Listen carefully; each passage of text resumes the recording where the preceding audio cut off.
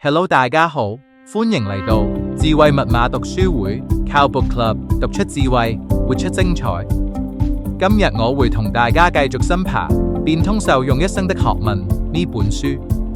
喺上一集我哋就提到變通嘅重要性，同埋佢同成功嘅關係。咁未睇嘅朋友就快啲睇返上一集啦。條片嘅連結我放咗喺下面描述欄同埋片尾。咁喺呢度我想戴返個頭盔先。我想講一講何謂成功。成功嘅定義我暫且分為兩大類，一個為主流定義，一個為個人定義。咁喺呢一本書嘅分享，我暫且就用主流嘅成功定義去處理。咁我深信每個人對成功嘅睇法都未必一樣，即係話有人覺得要身高厚職、事業有成、有錢有車有樓等等先至係成功，有啲人呢就可能比較中意佛系，就可能覺得躺平係佢哋嘅成功。呢一度我就唔再多講啦。但係就算書入面所講嘅成功唔係閣下嘅個人成功定義，我相信呢本書入面嘅智慧其實都會對每一個人有莫大嘅幫助。總之啱聽就袋落袋啦。好，今日嘅內容繼續係非常精彩嘅，大家千祈唔好錯過啦，一定要聽到最尾啊！開始，學會以退為進。從處世嘅角度嚟睇，退有時係一種進攻嘅策略。有時候，表面嘅退讓只係一種策略，為咗追求更高嘅目標而做出一啲嘅適當嘅退讓，係懂得變通嘅人嘅表現。我哋喺遇到困難嘅時候，往往會選擇直接面對困難，衝鋒陷陣。呢一種勇敢無畏嘅精神係值得提倡嘅。但係有時我哋唔能夠睇到前面嘅火坑，仲一股勁咁衝埋去。呢個時候，我哋其實啱啱需要退後一步，而唔係亂咁衝，免得撞到焦頭爛額。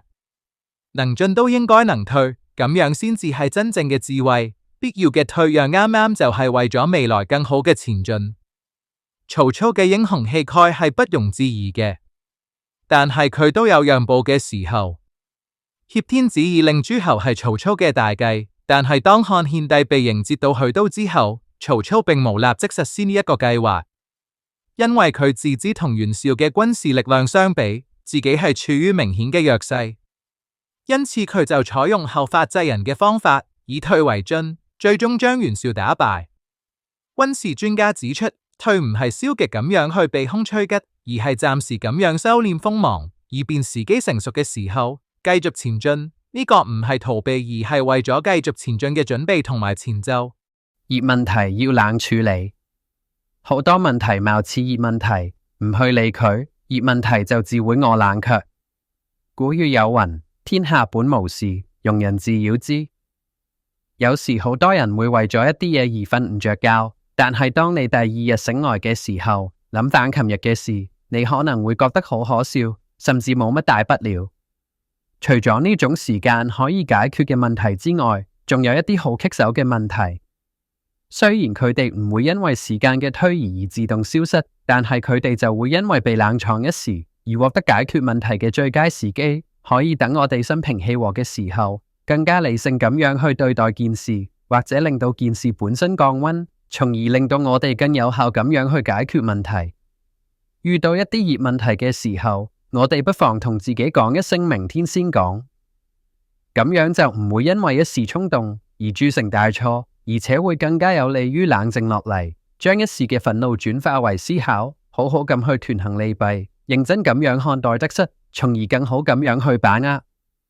以熱制熱無異於火上加油，不但止唔能夠解決問題，仲會製造出更多嘅問題，甚至可能會發生爆炸。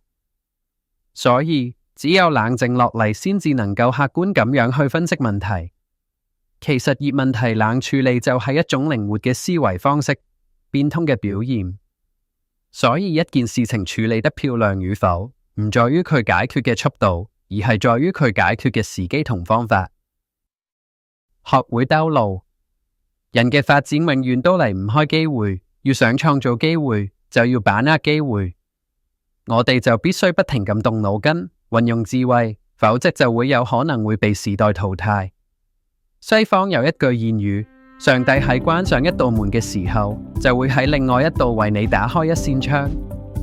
陸又話：柳暗花明又一村。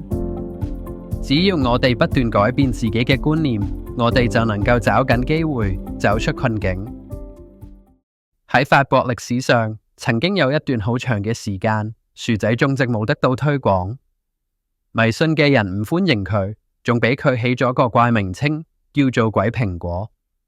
醫生仲認定佢哋係對健康有害，農學家就斷定種植薯仔會令到土壤變得貧瘠。但係法國著名嘅農學家帕爾曼切曾經喺德國食過薯仔，覺得薯仔係一種好好嘅食品，於是佢決定喺法國培育佢哋。但係過咗一段好長嘅時間，佢都唔能夠說服任何人。面對啲人咁根深蒂固嘅偏見，佢覺得好煩惱。後來帕爾曼切決定借助國王嘅權力嚟達到佢自己嘅目的。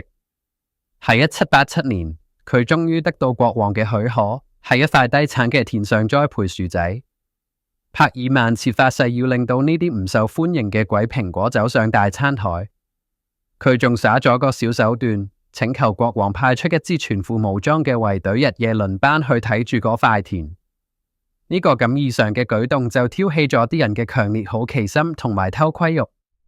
佢哋會諗，呢塊咁嘅薯仔田點解會有哨兵日夜看守呢？周圍嘅農民個個都好好奇，不斷咁樣趁住啲士兵冇咁留意嘅時候，就偷偷走入去偷薯仔，然後又將佢哋攞返嚟自己屋企種，睇下有咩唔同。其實當時嗰啲哨兵係知道呢啲農民有偷薯仔嘅行為，佢哋隻眼開隻眼閉。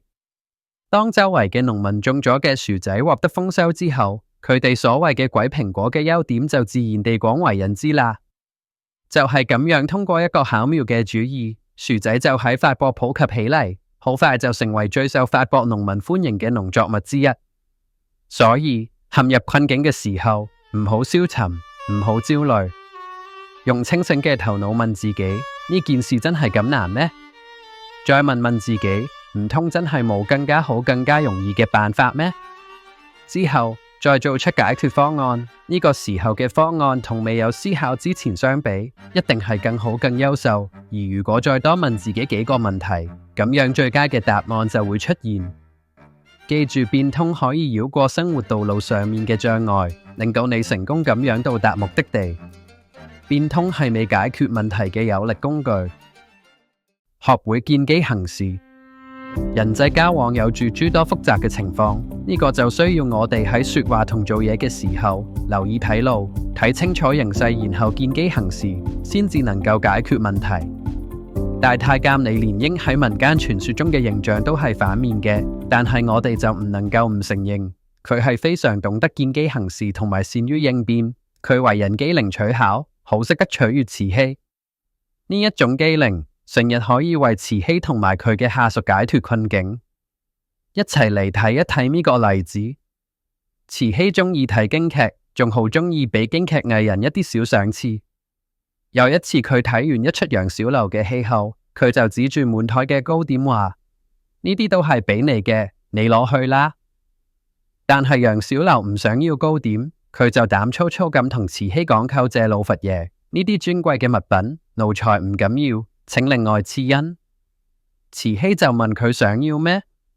楊小樓又叩頭講：老佛爺鴻福齊天，唔知可唔可以賜個字俾奴才呢？慈禧就叫太監攞筆墨紙硯過嚟，跟住佢就寫咗個福字。企喺一邊嘅小王爺見到慈禧寫嘅字，就細細聲咁講：個福字係士字旁，唔係衣字旁。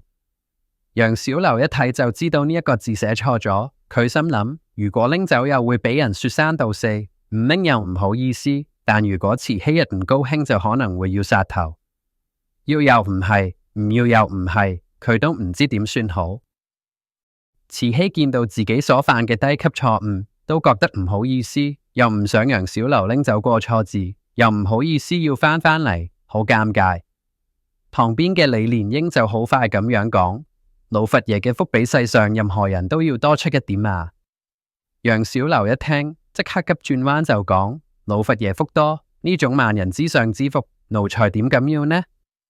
慈禧見勢就立刻順水推舟咁講：咁好，我第日再俾過你啦。所謂伴君如伴虎，喺老佛爺面前如果講錯嘢，好可能會性命難保。而李蓮英就見機行事，巧妙咁樣就幫兩個人擺脫困境。喺現今社會入面，應變能力已經成為現代人一定要具備嘅基本能力之一。我哋每個人每日都要處理各種各樣複雜繁瑣嘅事情，要同唔同嘅人交涉，唔同嘅事要時時刻刻把握形勢。高超嘅應變力就成為咗我哋唔可以脫少嘅能力。再者，隨着社會競爭嘅加劇，我哋面臨嘅變化同埋壓力與日俱增，努力提高自己嘅應變力，對保持健康嘅心理狀態亦都係有好大嘅幫助。記住，聰明嘅人一定要能夠把握時機，順應形勢行事。好，今集就講到呢一度，下一集我哋豐富嘅內容就會講下點樣改變自己，修正自己而達到變通嘅目的。多謝大家收聽，記得 CLSS 留言、讚好、訂閱、分享，下次見。